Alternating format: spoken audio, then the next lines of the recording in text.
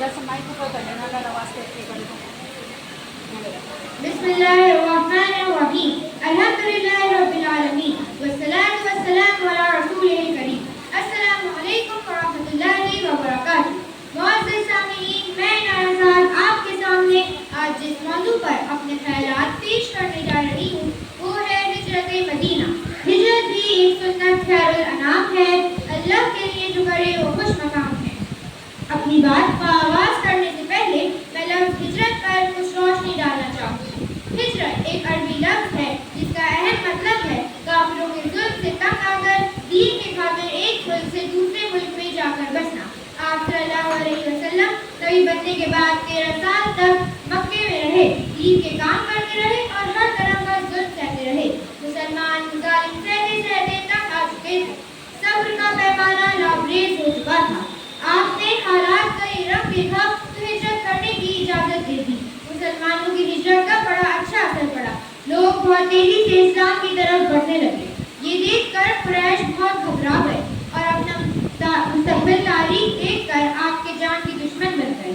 वो इस नतीजे पर पहुंचे कि हर कबीले से एक एक पहलवान तलवार के साथ तैयार किया जाए और सब मिलकर आप सल्लल्लाहु अलैहि वसल्लम का काम तमाम कर दे। नाउज़ुबिल्लाह।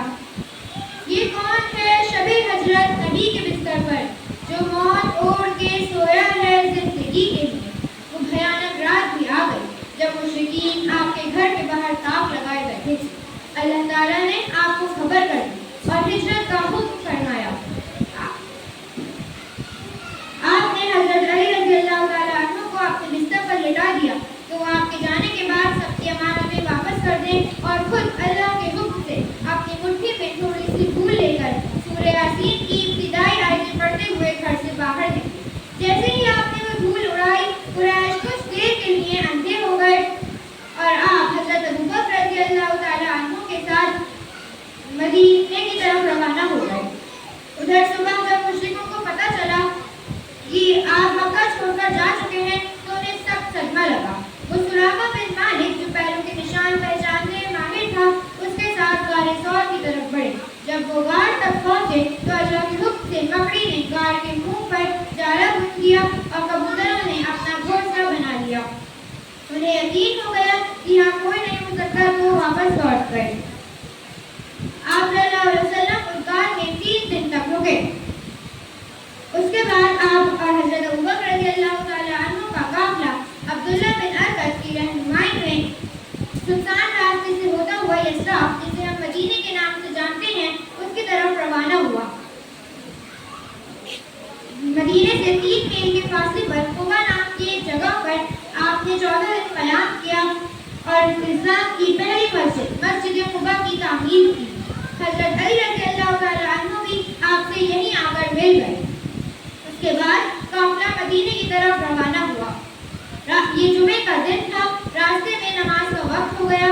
आपने अपने साथियों के साथ जुमे की नमाज बनी सालिम नाम के मोहल्ले में अदा फरमाई और मदीने में दाखिल हो गए। मदीने में ईद का सा समा था, हर कोई खुशी से बेहाल था।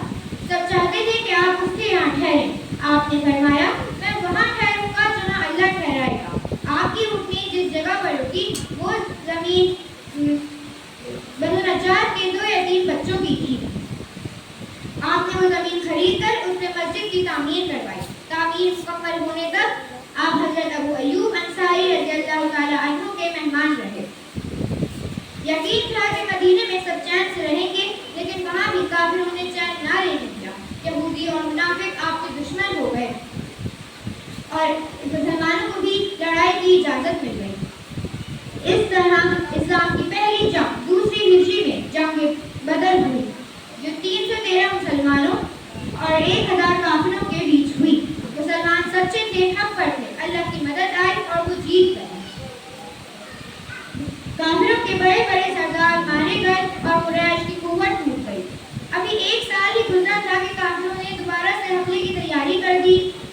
30 हिजरी में इस्लाम की दूसरी जंग के उहद 3000 काफिरों और 700 मुसलमानों के बीच हुई। इसमें मुसलमानों से जरा सी चूक हो गई और 70 सहाबा शहीद हो गए।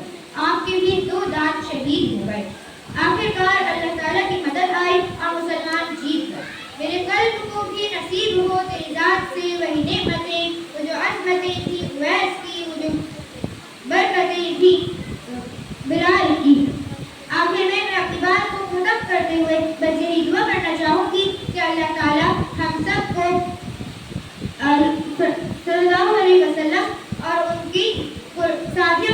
معانیوں کو سمجھنے اور صحیح راستے پر چلنے کی توفیق عطا فرمائے. آمین. جزاک اللہ.